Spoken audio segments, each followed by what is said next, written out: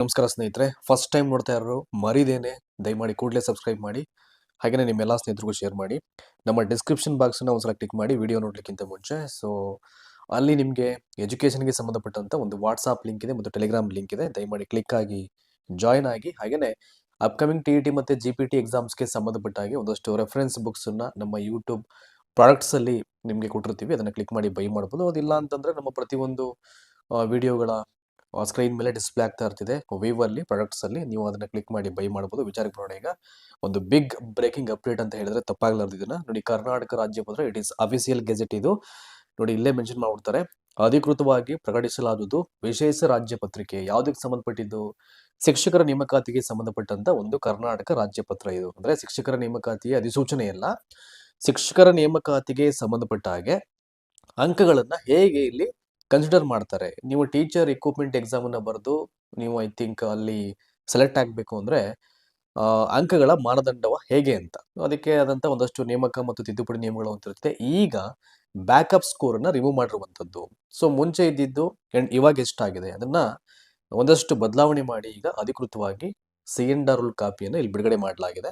ಎಲ್ಲವನ್ನ ಕ್ವಿಕ್ ಆಗಿ ಮುಗಿಸ್ಬಿಡ್ತೀನಿ ನಾನು, ಏನಿದೆ ಅಂತ ಅಂದ್ಬಿಟ್ಟು. ಸೊ ಮೊದಲು ಡೇಟ್ ಅಬ್ಸರ್ವ್ ಮಾಡಿ, 21/1/2026 ಅಂತಿದೆ ನೋಡಿ. ಇಲ್ಲಿ ಅಧಿಸೂಚನೆಯಲ್ಲಿ ಏನು ಹೇಳಿದ್ದಾರೆ ಇದನ್ನ ಹೇಳ್ಬಿಟ್ಟು ಸೊ ನೇರವಾಗಿ ವಿಚಾರಕ್ಕೆ ಬಂದ್ಬಿಡೋಣ ಈಗ. And here we go.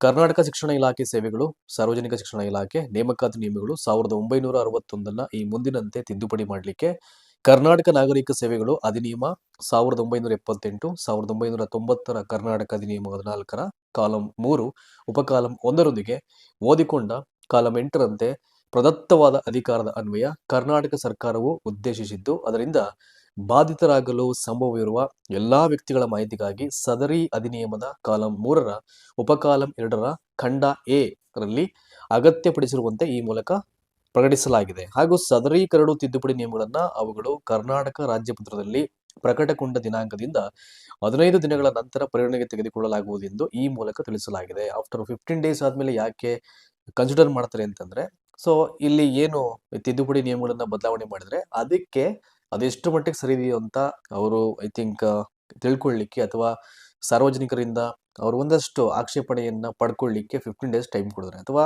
ಅವರು ಬದಲಾವಣೆ ಮಾಡಿರ್ತಕ್ಕಂಥ ಒಂದಷ್ಟು ಅಂಕಿಅಂಶಗಳು ಏನಿದೆ ಅದನ್ನ ಆಕ್ಷೇಪಣೆ ಬಂತು ಅಂತಂದ್ರೆ ಅದನ್ನೆಲ್ಲವನ್ನ ನೋಡ್ಕೊಂಡು ಅದು ಸರಿ ಇದೆಯೋ ತಪ್ಪಿದೆಯೋ ಅಂತ ಕೂಲಂಕುಷವಾಗಿ ಪರಿಶೀಲನೆ ಮಾಡಿ ನೆಕ್ಸ್ಟ್ ಮತ್ತೊಂದು ಅಧಿಸೂಚನೆ ಅದನ್ನು ಬಿಡ್ತಾರೆ, ಅಥವಾ ಮತ್ತೊಂದು ಕಾಪಿಯಲ್ಲಿ ಅದನ್ನು ಬಿಡುಗಡೆ ಮಾಡಲಾಗುತ್ತೆ ಅಂತ. ಸೊ ತುಂಬಾ ಜನ ಬಹುತೇಕರ ಅಭಿಪ್ರಾಯ ಏನು ಅಂತಂದ್ರೆ, ಇವಾಗ ಏನು ಬದಲಾವಣೆ ಮಾಡಿದ್ರೆ CNR ರೂಲ್ಸ್ ಅಲ್ಲಿ ಅಂದ್ರೆ ಅಂಕಗಳ ಪರಿಗಣನೆಯಲ್ಲಿ ಅಲ್ಲಿ ಯಾವುದೇ ರೀತಿಯ ಚೇಂಜಸ್ ಆಗಲ್ಲ, ಆಕ್ಷೇಪಣೆ ಬಂದ್ರು ಅಂತ ತುಂಬಾ ಜನ ಹೇಳ್ತಾ ಇದ್ದಾರೆ. ಸೊ ನೋಡ ಈಗ ಏನಿದೆ ಅಂತ ಅಂದ್ಬಿಟ್ಟು ಸೊ ನೇರವಾಗಿ ಹೇಳ್ಬಿಡ್ತೀನಿ ನಾನು. ನೋಡಿ, ಹಿಯರ್ ವಿ ಗೋ. ನೋಡಿ, ಕರಡು ನಿಯಮಗಳು ಅಂತಿದೆ ಇಲ್ಲಿ. ಸೊ ಫಸ್ಟ್ PSTRದು ಮುಂಚೆ ಎಷ್ಟಿತ್ತು, ಈಗ ಏನಾಗಿದೆ ಅಂತ ಅದ್ರ ಕಡೆ ಫಸ್ಟ್ ಈಗ ಕಾನ್ಸಂಟ್ರೇಟ್ ಮಾಡೋಣ. ಈಗ ನೋಡಿ, ಇಲ್ಲಿ PSTRಗೆ ಸಂಬಂಧಪಟ್ಟಂತ CNR ಕಲೆಕ್ಷನ್ ಆಗಿರುವಂತದ್ದು ಪ್ರಾಥಮಿಕ ಶಾಲಾ ಶಿಕ್ಷಕರು 1ರಿಂದ 5ನೇ ತರಗತಿಗೆ ಸಂಬಂಧಪಟ್ಟಂತೆ ಕ್ರಮ ಸಂಖ್ಯೆ 66ರಲ್ಲಿನ ನಮೂದುಗಳಲ್ಲಿ ಅಂಕಣ ಸಂಖ್ಯೆ 3ರಲ್ಲಿನ ಆಯ್ಕೆ ವಿಧಾನ ಶೀರ್ಷಿಕೆಯಡಿಯಲ್ಲಿ ಅಂಶ 1ರಲ್ಲಿ ಅಂದ್ರೆ ಸೆಲೆಕ್ಷನ್ ಪ್ರೊಸೀಜರ್ ಮಾರ್ಕ್ಸ್ ನ ಹೇಗೆ ಕನ್ಸಿಡರ್ ಮಾಡಲಾಗುತ್ತೆ ಅಂತ ಅಪಾಯಿಂಟ್ಮೆಂಟ್ಗೆ. ನೋಡಿ, ಇಲ್ಲಿ ಉಪಖಂಡ 1, 2, 3 ಇವೆಲ್ಲ ನಾನು ಹೇಳಿಕ್ ಹೋಗಲ್ಲ, ಇಟ್ ಮೇ ಕನ್ಫ್ಯೂಸ್, ಅದು ಆಸ್ಪಿರೆಂಟ್ಸ್ಗೆ ಗೊಂದಲ ಆಗ್ಬೋದು. ನೇರವಾಗಿ ಅಂಕಿಅಂಶಗಳ ಕಡೆ ಬಂದ್ಬಿಡ್ತೀನಿ ನಾನು.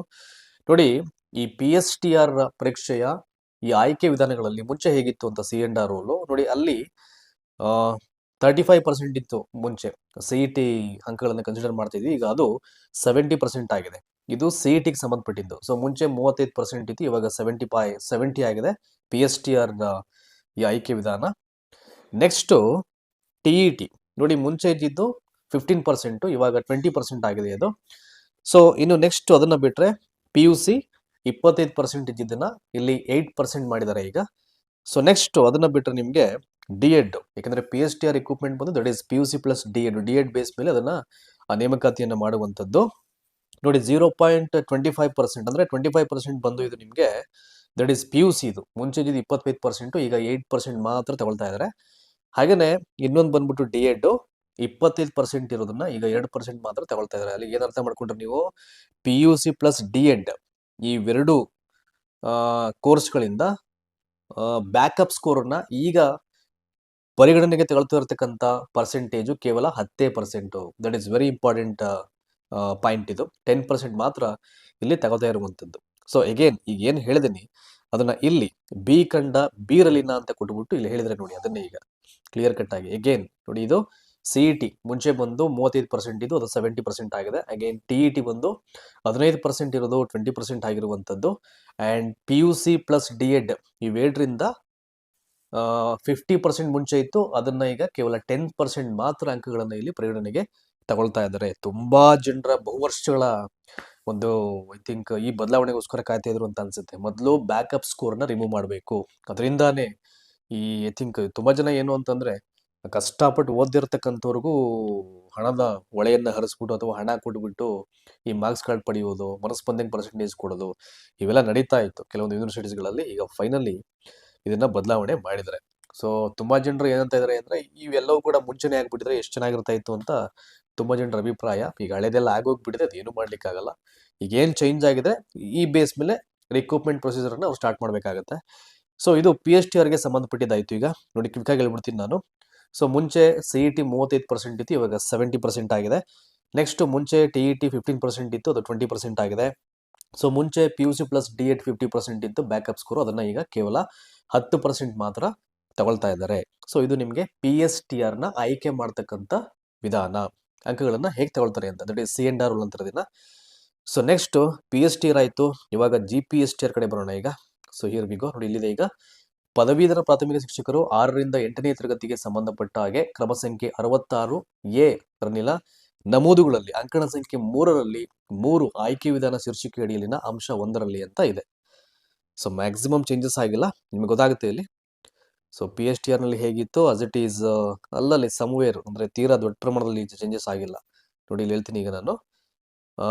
ಅಗೈನ್ ನೋಡಿ ಇಲ್ಲಿ GPSTRಗೆ 35% ಇತ್ತು CET, ಅದನ್ನ ಅಗೈನ್ ಇಲ್ಲಿ 70% ಮಾಡಿದ್ದಾರೆ. ಸೊ ಇದು PSTR ಅಲ್ಲಿ ಕೂಡ ಹಂಗೆ ಇತ್ತು, ಬದಲಾವಣೆ ಮಾಡಿರುವಂಥದ್ದು. ಈಗ GPSTR ನ ಒಂದು C&R ರೂಲು ಆಯ್ಕೆ ವಿಧಾನ ಕೂಡ ಸೇಮ್ ಅದೇ ತರ ಬದಲಾವಣೆ ಆಗಿದೆ ಅಂಕಿಅಂಶಗಳಲ್ಲಿ. ಇದು CET 35% ಇದ್ದು 70% ಆಗಿದೆ ಈಗ. ನೆಕ್ಸ್ಟ್ ಈ 0.15 ಅಂದ್ರೆ 15% ಬಂದು TET ಇತ್ತು ಮುಂಚೆ, ಈಗ ಅದನ್ನ 20% ಕನ್ಸಿಡರ್ ಮಾಡ್ತಾ ಇದ್ದಾರೆ. ಅಗೈನ್ ಇನ್ನು 25% ಬಂದು ಇದು ಡಿಗ್ರಿ ಬ್ಯಾಕಪ್ ಸ್ಕೋರ್. ಮುಂಚೆ ಎಲ್ಲ ಡಿಗ್ರಿ ಬ್ಯಾಕಪ್ ಸ್ಕೋರ್ನ ಆಯ್ಕೆ ವಿಧಾನಕ್ಕೆ 25% ಕನ್ಸಿಡರ್ ಮಾಡ್ತಾ ಇದ್ರು, ಈಗ ಅದನ್ನ ಕೇವಲ 8%ಗೆ ಮಾತ್ರ ಕನ್ಸಿಡರ್ ಮಾಡ್ತಾ ಇದ್ದಾರೆ. ಇನ್ನು ಕೊನೆಯದಾಗಿ so that is B.Ed.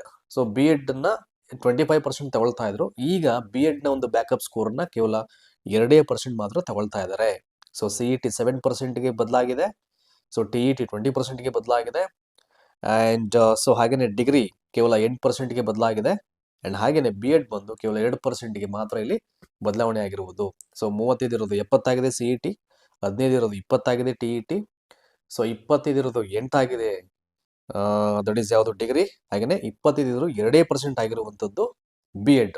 So ನಿಮ್ಗೆ ಅರ್ಥ ಆಗಿದೆ ಅಂತ ಭಾವಿಸ್ತಾ ಇದ್ದೀನಿ. ಸೊ ಇದನ್ನ ಇಲ್ಲಿ ಮತ್ತೊಂದ್ಸಲ ಬಿ ಕಂಡ ಬೀರಲಿನ ಅಂತ ಇದೆ, ಅಲ್ಲಿ ಹೇಳಿದ್ರೆ ಈಗ ಆಸ್ ಇಟ್ ಈಸ್ ಅದನ್ನ. ದಟ್ ಈಸ್ ನೋಡಿ ಇಲ್ಲಿ 35% ಇರೋದು 70% ಆಗಿರುವಂಥದ್ದು, ಈಗ ಬದಲಾಗಿರ್ತಕ್ಕಂಥ C&R ಕಾಪಿಯಲ್ಲಿ. ಅಗೇನ್ TET 15% ಇದ್ದಿದ್ದು ಈಗ 20% ಆಗಿದೆ, ಬದಲಾವಣೆ ಆಗಿರ್ತಕ್ಕಂಥ C&R ಅಲ್ಲಿ. ಅಗೇನ್ ದಟ್ ಈಸ್ ಇದು ಬಂದ್ಬಿಟ್ಟು ನಿಮಗೆ ಡಿಗ್ರಿ ಪ್ಲಸ್ B.Ed ನ ಬ್ಯಾಕಪ್ ಸ್ಕೋರು 50% ಇದ್ದಿದ್ದನ್ನ ಕೇವಲ 10% ಮಾತ್ರ ಈಗ ಕನ್ಸಿಡರ್ ತಗೊಳ್ತಾ ಇದ್ದಾರೆ. ಅಂದ್ರೆ ನಿಯರ್ಲಿ ನಿಮಗೆ 90% ಅಷ್ಟು ಡಿಗ್ರಿ ಪ್ಲಸ್ B.Ed ನ ಒಂದು ಬ್ಯಾಕಪ್ ಸ್ಕೋರು ಇಲ್ಲಿ ರಿಮೂವ್ ಆಗಿರುವಂಥದ್ದು. ತುಂಬಾ ಜನ ಏನು ಯಾರು ತುಂಬಾ ಡೆಡಿಕೇಶನ್ ಇಂದ ತುಂಬಾ ಕಷ್ಟಪಟ್ಟು ಎಫರ್ಟ್ ಹಾಕೋತಾರೋ ಅವರಷ್ಟೇ ಈಗ ಶಿಕ್ಷಕರ ನೇಮಕಾತಿಯಲ್ಲಿ ಆಯ್ಕೆ ಆಗ್ಲಿಕ್ಕೆ ಸಾಧ್ಯ ಆಗುತ್ತೆ. So hard work never dies ಅಂತಾರಲ್ಲ, ಆ ಒಂದು ಸೆಂಟೆನ್ಸ್ಗೆ ಸೂಕ್ತವಾದಂಥ ಒಂದು C&R ರೂಲ್ ಕಾಪಿ ಇದೆ. ನೋಡ ಎಷ್ಟು ಜನ ಎಫರ್ಟ್ ಹಾಕಿ ಕೆಲಸವನ್ನು ಗಿಡಿಸ್ಕೋತಾರೋ ಅವ್ರಿಗೆ depend upon there effort and ಅವ್ರಿಗೆ ಏನ್ಗೆ ಬದ್ಧತೆ ಇರ್ತಿದೆ ಓದಲಿಕ್ಕೆ, ಅದಕ್ಕೆ ಸಂಬಂಧಪಟ್ಟಂಗೆ ಆಗಿರುತ್ತೆ. ಸೊ ಈಗ ನಾನೇನು ಮಾಡಿದ್ದೀನಿ ಈಸಿಯಾಗಿ ಅರ್ಥ ಆಗಲಿ ಅಂತ ಅಂದ್ಬಿಟ್ಟು ಒಂದು ಗ್ರಾಫಿಕಲ್ ರೆಪ್ರೆಸೆಂಟೇಷನ್ ಅಲ್ಲಿ ಒಂದು ಗ್ರಾಫ್ ಟೇಬಲ್ ಅಲ್ಲಿ ನಾನು ತೋರಿಸಿದ್ದೀನಿ ಅವರಿಗೆ. ಸೊ ನೋಡಿ ಇಲ್ಲಿ GPSTR ರಿಕ್ರೂಟ್ಮೆಂಟ್ ನ್ಯೂ C&R 2026 ಅಂತ ನೋಡಿ ಇಲ್ಲಿ.